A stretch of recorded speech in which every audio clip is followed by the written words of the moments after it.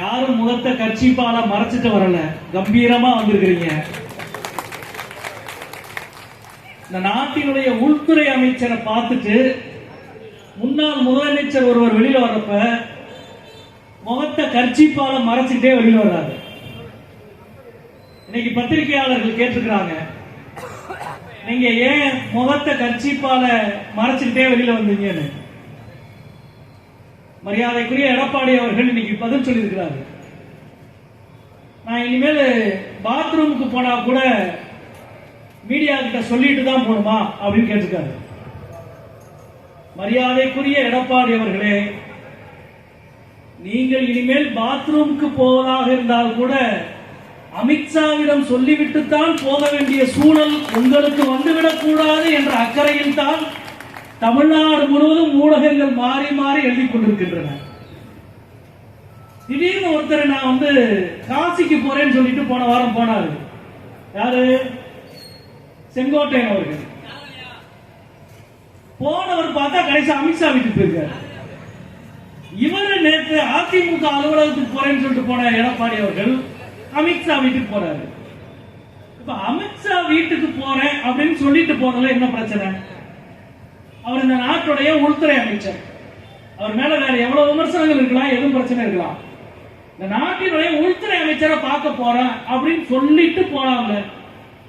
ஏன் சொல்லாம பொய்யா சொல்லிட்டு போறீங்க?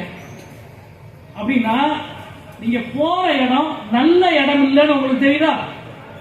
நீங்க போகிற வேலை நேர்மையான வேலை இல்லைன்னு உங்களுக்கு தெரியுதா? நாங்க சொல்லல, உள்துறை அமைச்சரை பார்க்க போகிறேன் என்று செங்கோட்டையன் சொல்லிட்டு போறதுல ஒரு பிரச்சனை இல்லை. உள்துறை அமைச்சரை பார்க்க போகிறேன் என்று சொல்லிட்டு எடப்பாடி அவர்கள் போறதுல ஒரு பிரச்சனை இல்லை. ஆனால் சொல்லாமல் பொய் சொல்லி போனா ஊருக்குள்ள யாருக்குமே தெரியாம முக்காடு போட்டுட்டு ஒரு சந்துக்குள்ள ஒருத்தர் போயிட்டே இருப்பாங்க. பாத்தீங்களா, அவங்களுக்கு என்ன பேரு? அந்த வேலையை நீங்கள் பார்க்கலாமா? என்ன அநியாயம்! எல்லாரும் தமிழ்நாட்டில் இருக்கிற ஒரு அரசியல் கட்சியின் உள்கட்சி பிரச்சனை சம்பந்தமாக எல்லாரும் போய் அமித்ஷாவை பார்த்துட்டு பேட்டி கொடுத்துட்டே இருக்கிறாங்க. இது நடக்க போகிறது என்பதை கடந்த பல ஆண்டுகளாக தமிழ்நாட்டில் மார்க்சிஸ்ட் கம்யூனிஸ்ட் கட்சி தொடர்ந்து சொல்லிக் கொண்டே வந்தது. காரணம், இந்தியா முழுக்க பாஜக வளர்ந்த விதம் அதுதான்.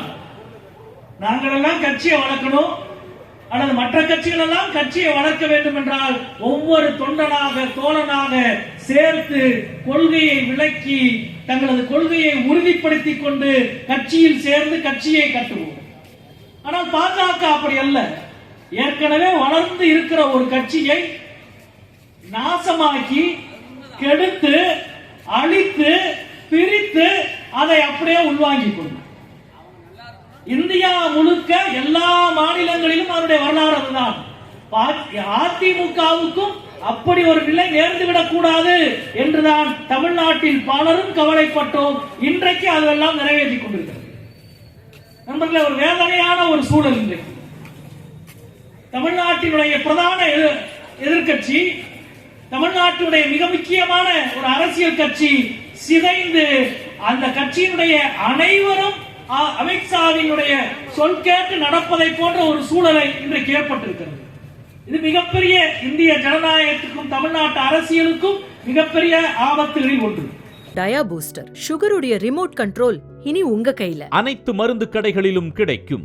செய்திகளை உடனுக்குடன் தெரிந்து கொள்ள கீழ்கண்ட கேபிள் மற்றும் டிடிஎச் நெட்வொர்க்குகளில் எம்நாடு செய்தி தொலைக்காட்சியை காணுங்கள். பாதகம் செய்பவரை கண்டால் நாம் பயம் கொள்ளலாகாது பாப்பா. மோதி மிதித்து விடு பாப்பா, அவர் முகத்தில் உமிழ்ந்து விடு பாப்பா. அண்மை செய்திகளை உடனுக்குடன் தெரிந்து கொள்ள இணைந்திருங்கள் எம்நாடு தொலைக்காட்சியுடன்.